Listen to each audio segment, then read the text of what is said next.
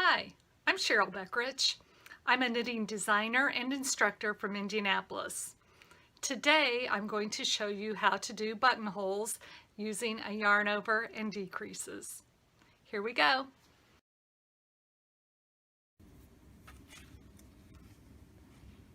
Here's how these buttonholes work. I've knit up just a small swatch of ribbing and knit 2 purl 2 rib, and I've marked where I want my buttonholes to go. And the buttonholes are essentially going to be a 2-stitch buttonhole. So I'm going to do 2 decreases and 1 yarn over. So I'll start at the beginning of the row and work in the ribbing over to my first marker.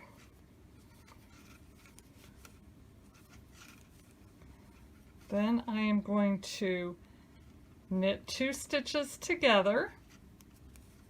I'm going to do a yarn over, and I'm only going to yarn over once. The first time I tried to do these, I yarned over twice, but it just made for a very loose buttonhole, so I'm going to yarn over once, and in the next row I'm going to work 2 stitches into that. Now the next 2 stitches are purls, and I need to decrease here too, so I'll purl 2 together, and then go work on over to my next marker. Okay, here's the last purl 2 before the decrease. I'm going to do a simple knit 2 together, yarn over, and then I'm going to purl 2 together and work to the end of the row. And we'll finish these buttonholes as we work back across.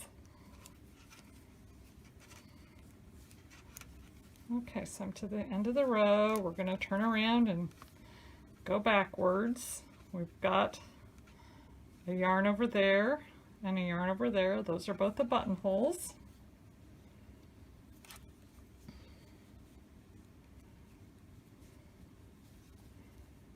Okay, again we'll work across, maintaining the rib pattern until we get to the places where the yarn overs and the knit 2 and purl 2 togethers are. Okay, here we are. So we're going to, because this is the knit section, we're going to knit 1 stitch, and then we'll knit 1 into the yarn over, and then we're going to purl into the back of that stitch, and then purl for the second stitch in that section. Then we'll go ahead and work on over to the second buttonhole and do the same thing. 2, purl 2, and now we're to the buttonhole. So we can see part of it's in the knit section and part of it's in the purl section. So the first stitch we'll knit 1 stitch into the yarn over, bring our yarn to the front, purl into the back of that same yarn over, so that creates our first purl stitch, and we'll do our second purl stitch and work to the end of the row. Then we just need to do a few more rows of ribbing to complete the button band, and we'll have some really nice buttonholes that don't get too large and that look pretty good.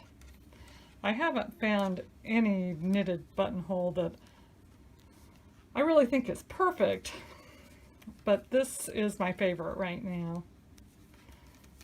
It seems like I tend to do buttonholes, you know, I like big buttons, and a lot of times I'll do a 3-stitch buttonhole, and I always wind up tightening them up later on, and I haven't had to do that with this one. See, they were at the knit section. We'll knit the second stitch and then purl 2. I'm going to work a little bit beyond this and then show it to you.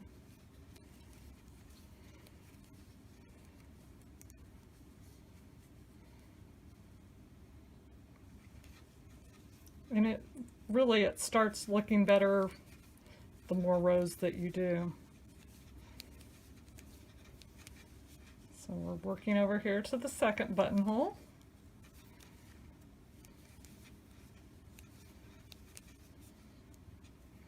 Knit 1, knit 2, purl 2, and then on to the end of the row. There are our 2 buttonholes.